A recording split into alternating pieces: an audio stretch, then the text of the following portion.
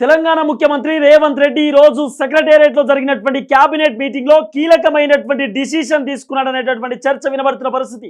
రైతు రుణమాఫీ ఆగస్టు 15వ తారీఖు లోపు దాదాపు 2 లక్షల రుణమాఫీ చేస్తాననేటటువంటి మాట ముఖ్యమంత్రి రేవంత్ రెడ్డి చాలా క్లియర్ కట్ హామీని తెరపైకి తీసుకొచ్చినటువంటి దాఖలాలు మనం చూస్తాం.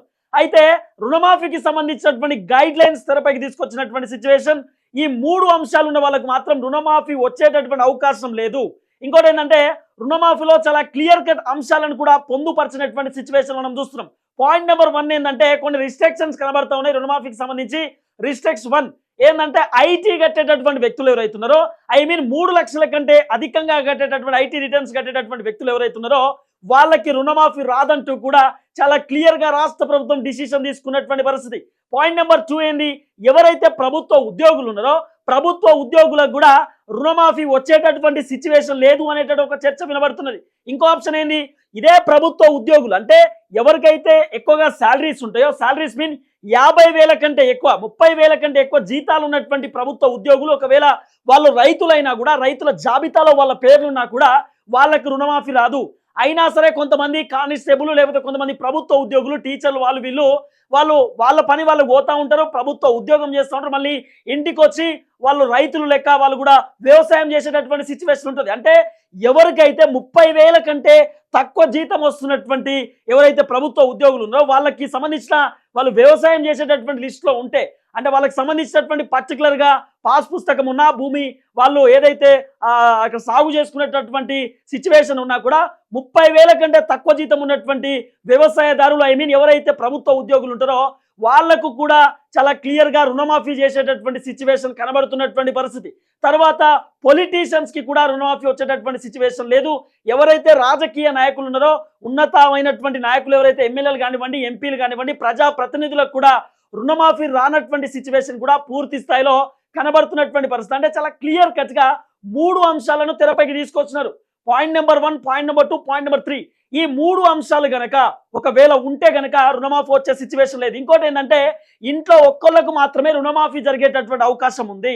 ఫర్ ఎగ్జాంపుల్ ఇంట్లో మన అమ్మా నాన్న గనక వాళ్ళు వ్యవసాయం చేసుకుంటే ఒకవేళ ఒక 10 ఎకరాలకో లేకపోతే ఒక 5 ఎకరాల ల్యాండ్ ఉంటే ఆ 5 ఎకరాలకు సంబంధించినటువంటి ల్యాండ్ ఉన్నా కూడా ఒక్కళ్ళ పేరు మీదనే రుణమాఫీ తీసుకునేటటువంటి అవకాశం ఉంది. అంటే ఒక్కళ్ళ పేరు మీదనే పాస్ పుస్తకం ఇచ్చి బ్యాంకులో రుణం తీసుకునేటటువంటి సిచ్యువేషన్ కనబడుతున్నది.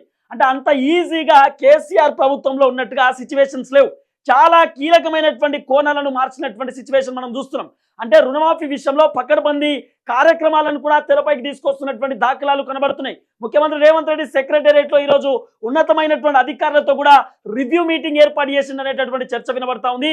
రుణమాఫీ ఎంతమంది సంబంధించినటువంటి రుణాలు ఉన్నాయి, వాళ్ళు ఎవరెవరిది కూడా మనం రుణమాఫీ చేయాల్సినటువంటి అవసరం ఉంటుంది, ఎంత మేరకు డబ్బులు మనం సేకరించాల్సినటువంటి సిచ్యువేషన్ ఉన్నది. సుమారు 31,000 కోట్ల రూపాయలు రుణమాఫీ చేయాలంటే ఇప్పుడు ఇమీడియట్లీ కావాల్సినటువంటి సిచ్యువేషన్ ఉంది.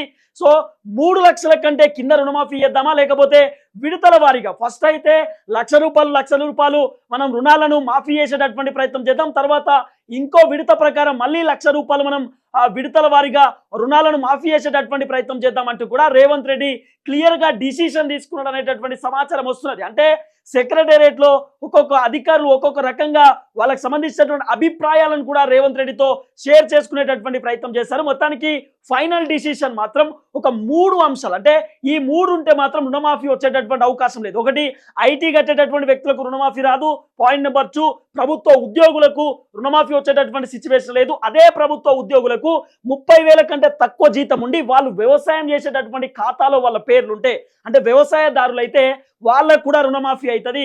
పాయింట్ నెంబర్ 3, మళ్ళీ పొలిటీషియన్స్ అంటే ఎవరైతే ప్రజాప్రతినిధులు ఉంటారో వాళ్ళ ప్రజాప్రతినిధులు చిన్న స్థాయి నుండి పెద్ద స్థాయి ఉన్నా కూడా వాళ్ళకి రుణమాఫీ అయ్యేటటువంటి అవకాశం లేదు. ఎందుకంటే వాళ్ళకు కూడా ప్రభుత్వం నుండే జీతాలు వస్తుంది కాబట్టి, సో వాళ్ళకు కూడా అంత ఈజీగా రుణమాఫీ లేనటువంటి సంఘటన కనబడుతున్నది. మొత్తానికైతే రుణమాఫీ పైన క్లియర్ కట్ డిసిషన్ తీసుకున్నటువంటి పరిస్థితి. సో ఆగస్ట్ అంటే నెక్స్ట్ మంత్ ఉన్నది కాబట్టి నెక్స్ట్ వారం నుండి రుణమాఫీ స్టార్ట్ అయ్యేటటువంటి సిచ్యువేషన్ పూర్తి స్థాయిలో కనబడుతున్నటువంటి పరిస్థితి.